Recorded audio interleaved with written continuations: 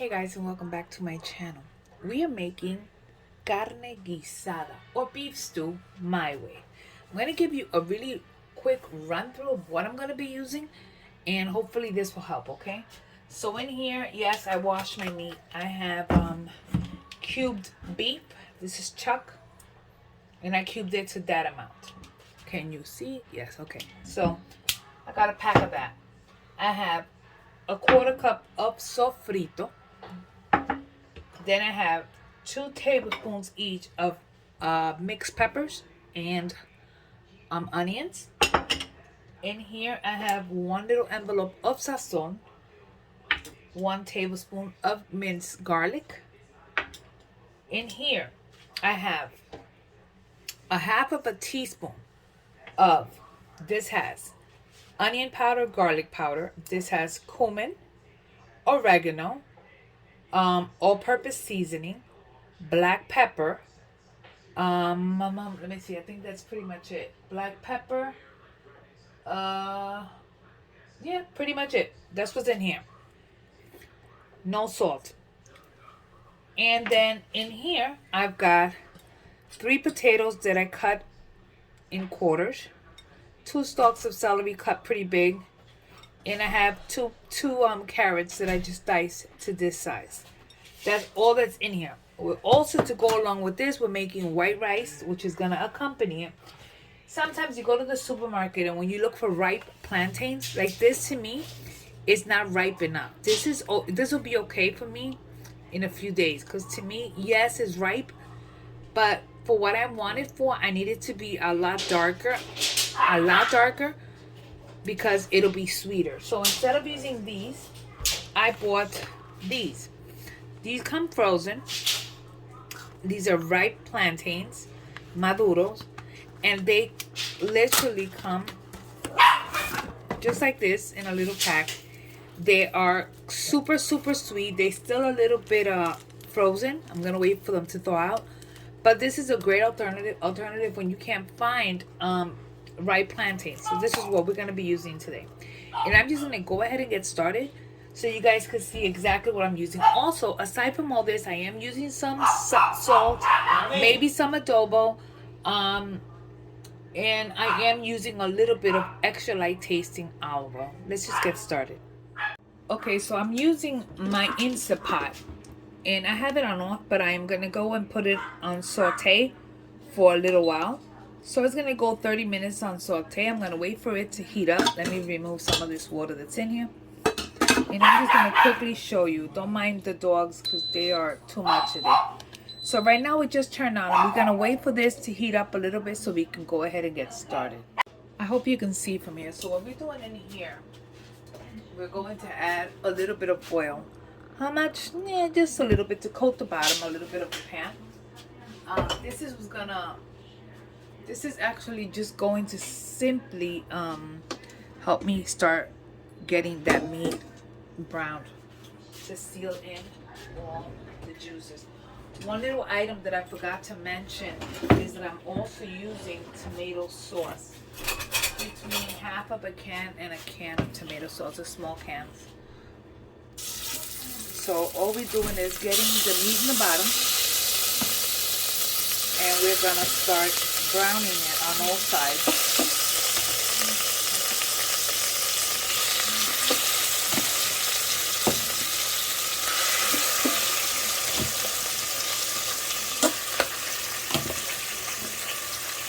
The good thing about these little pots, is that you don't have to dirty a bunch of pots in the house, and this pretty much cleans fairly easily.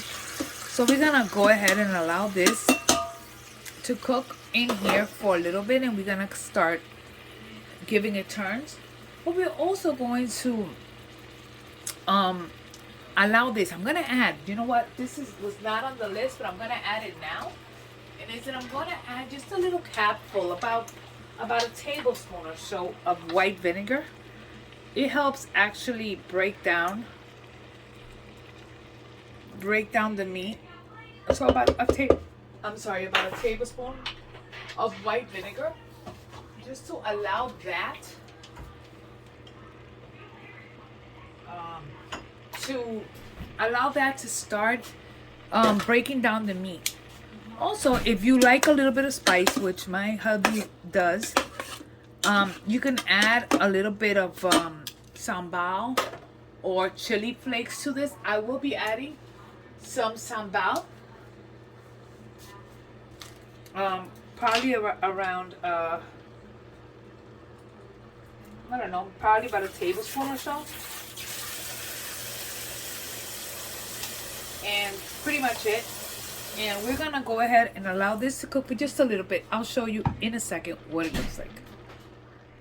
As you see, it's already starting to brown. So I'm gonna go ahead and add my onions. Remember, we used 2 tablespoons of diced onions. We're adding 2 tablespoons of diced peppers. We're adding a 1/4 cup of sofrito. Get all that goodness in there. You want the flavors to. We're going to add our color. Grab yourself something where you can start getting all these flavors. This looks good. So, look how beautiful. It already looks super good. Now, we're going to add all those seasonings that I told you I had before. We're adding them directly in. We're adding our garlic, because garlic is life. I say that always. That should be my catchphrase. Garlic is life. And we give it a little turn. Now, as this is gonna start, I'm not adding my I'm gonna allow this in here to saute for about, I'm gonna actually cover it and let it saute for about 20 minutes. And after those 20 minutes are up, then I'm gonna open this up and remove all the I'm gonna go ahead and I'm gonna open it and add my veggies and continue with this. Okay, so this has been cooking for a little bit. I let all the steam come out of it, and now we're gonna slowly open it carefully, because the steam can burn you. So now I want to just give you a quick show. This is what our meat is looking like. No, it's still not cooked. It's got a while to go. It's been about 20 minutes or so. Now on this point, we are going to add all our vegetables. We are also adding water to cover my veggies. And to that we are adding half of a can or so of tomato sauce. Now I have not added salt to this. I'm going to add a little bit of the adobo that has salt. I used before the sazonador total, which was this one, right? The one I'm adding now is the red one, and we're adding, it's a lot of meat, so we needed to coat, and most likely what I'm gonna add next will be salt, but we'll wait on that in a little while. At this point, I'm gonna actually put this on pressure. Where is it? I'm sorry. On pressure cook for about 15 minutes, and I am gonna cover it. So I'm gonna give it a quick taste just to see.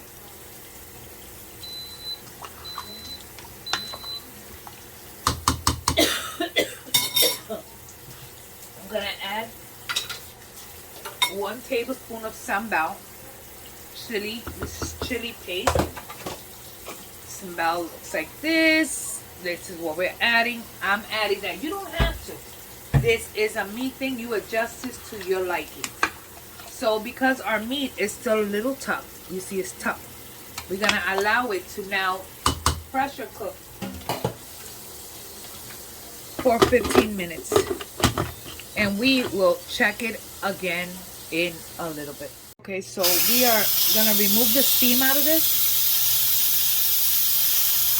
And once we remove the steam, we will be opening it. Now, I do want to let you know that midway, I let them steam for about 15 minutes, and I opened it, and I removed the potatoes and the carrots because I did not want them to be too soft. And I let the meat cook in here for another few minutes. So this is exactly what I'm doing here. I'm waiting for the steam. As you can tell, the steam is coming out. Until this little white thing here, the silver, doesn't go all the way down,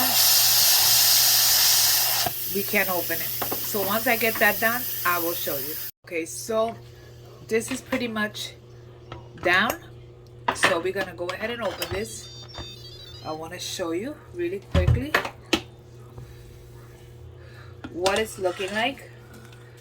I'm gonna check the doneness on my beef right now, and I think it's gonna be fine. Because let me try to grab a fork.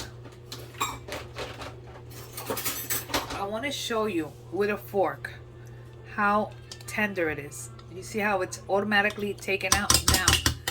Like I said, I took out the potatoes and stuff, so I'm going to re-add them. I'm gonna add them again, right back in. This is still cooking, so we allow it to continue to cook in here just for a moment. What we're gonna do is flavor this now, taste it, check if it needs salt, which it does. I'm actually going to add some adobo. I'm going to add some adobo, and I'm going to add some salt. Now I am using table salt. You can use kosher. In this case, I'm adding just a little bit of table salt. This now depends on you. As you could tell, the potatoes are super tender. I'm going to go ahead and taste it, check if it needs more tomato sauce. Okay, salt-wise is fine. I am going to add a little bit more of the tomato sauce. So I ended up adding about 3/4 of the can. And this is a 8-ounce can. And we're gonna allow this to just cook a little bit longer, just for the broth to thicken up a little bit. You can also use the slurry once it comes to a boil. A slurry meaning one you could use about a tablespoon or so. We'll use about a teaspoon and a half of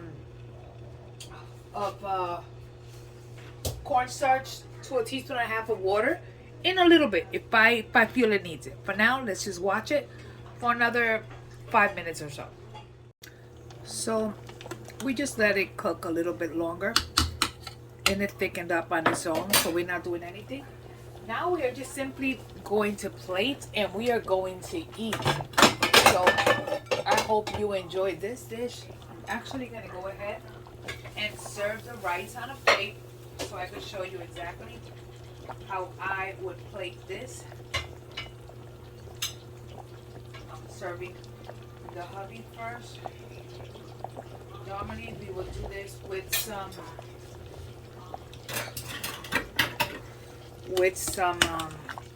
you gotta shut this off because it's with some aguacate, right? But didn't have any.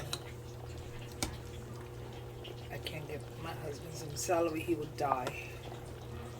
So this is pretty much me serving him his dinner. I'm actually shutting this off. I will show you guys exactly what this is going to look like. This is one of those meals that I remember as a kid loving when my mother made. So this was like one of those meals.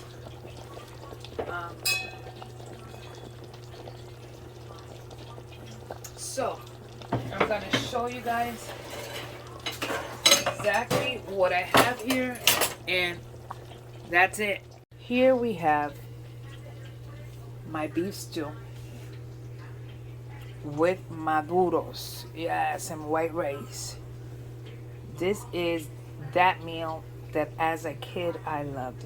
Anyways, I hope you enjoyed this recipe, and I will so appreciate it if you will hit the like button. Don't forget to subscribe. Share this video with somebody. Let me know what you think. God bless you, and I will see you guys on the next video. Bye.